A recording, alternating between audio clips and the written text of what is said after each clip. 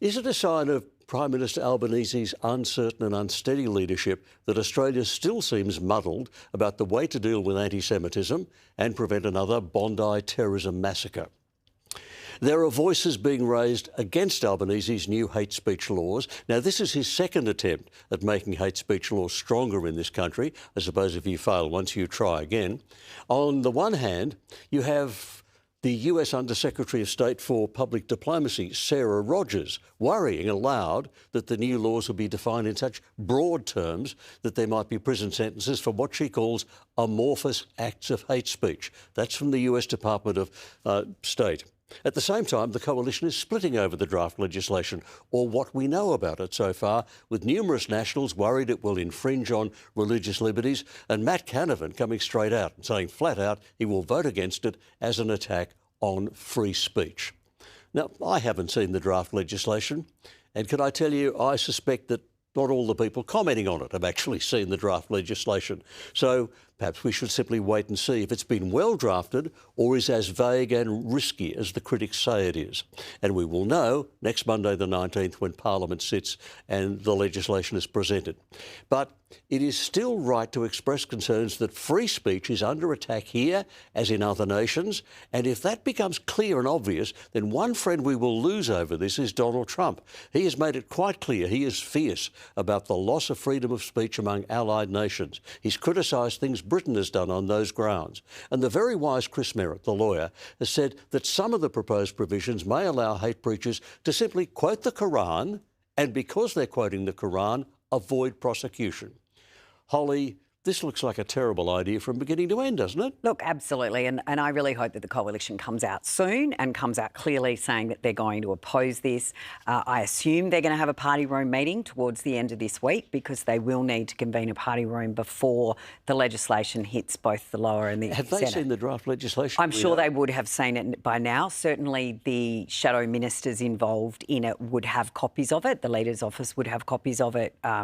If it's going as things would normally move. So they would have the explanatory memorandum, they would have the actual legislation. And I think that's why you're starting to see the commentary coming out about how this legislation is just a dog's breakfast, and it is nothing but political in the way that Albanese has put it together with the gun reforms. I mean, at the end of the day, this is a cynical attempt by a cynical Prime Minister to divide the coalition, Liberals and Nats, because he knows that the Nats will absolutely not support the gun law reform that he's suggesting. But this hate speech and the fact that he's even talking about giving religious exemptions, religious text. I mean, Peter Wortham's come out today. Clearly, Albanese has never read the Old Testament or have an understanding of it. We know that any radicalisation from religious text is fundamentally a misreading of those texts. And so the fact that we have these hate preachers in southwestern Sydney could quote the Quran and somehow be exempt, but anyone expressing a personally held belief could find themselves being subjected to these laws. But the reality is we've already got hate laws on the books. We've got enough legislation, yet they haven't been tested. Well, since he brought in his new hate laws, there was zero prosecutions. Right, so they haven't been tested. So why do they need new ones until they test the old ones? And if the old ones aren't strong enough to get rid of those Southwest Sydney preachers who celebrated October 7th, well then that's the starting point. We're trying to stop radical Islam, and that's, let's be honest, is where it's at. And these hate laws just are an absolute nothing.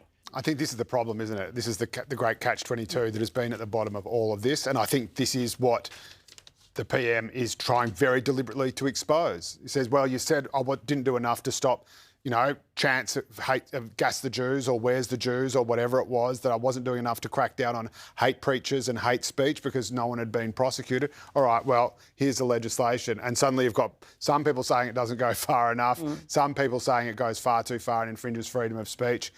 It is a mess because this is a messy issue. Like, how do you craft a form of legislation that bans hate preachers in southwestern Sydney from using the Quran to justify Jew hatred, while at the same time protect the religious freedoms of Catholics on other issues, or of any Well, let me number suggest a line. Let me say that where the line has to be drawn is at incitement to violence. George Brandis, years ago in the Senate, when he was the Attorney General, said free speech means allowing bigots to speak.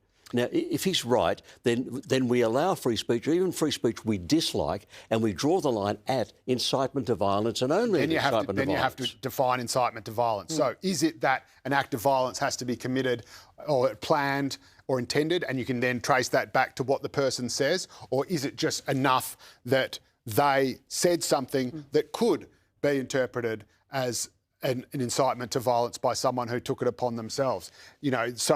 And then just, do you have to say to the person who's saying it, you have to actively be intending to incite violence? Because, of course, then you just get all these people who come out and say, oh, no, I never meant to incite violence, and suddenly they're off. And then you get people saying, oh, well, I committed the Bondi terror attack because of all these people on the bridge marching about genocide. And they say, well, hang on a minute, all I did was go to a protest with a placard. I never meant for that terror attack to happen. But then I can't see a way out of all these. So, Joe, you're actually making the argument that all Albanese is doing is making it look like he's doing something, when in effect these are pointless, they are a waste of time, they will, at worst, cause unintended consequences and infringe upon the free speech, as well as upset our relationship with some of our very close allies who freedom of speech is a fundamental right and an important one. But you will talk about what can you do. How about not mentioning Islamophobia in the same sentence of anti-Semitism every time there's been an anti-Semitic attack in this country? Or instead of talking about the Old Testament, mention the Quran out loud. Oh, well, we can't do that because we can't upset the voters of South West Sydney, and we know that's why this government has absolutely sat on its hands, whether it's Prime Minister Albanese, whether it's Tony Burke, whether it's Penny Wong. They have all sat on their hands and done nothing. They have done nothing to take the temperature down, and in fact, all they have done is continue to feed into this argument that somehow the anti-Semitism that we have seen explode across this nation is on par with Islamophobia, and cannot say the words radical Islam. No one's talking about Muslims. No one's talking about Islam. We're talking about radical Islamophobia that is at the root of this, and so stop pretending otherwise.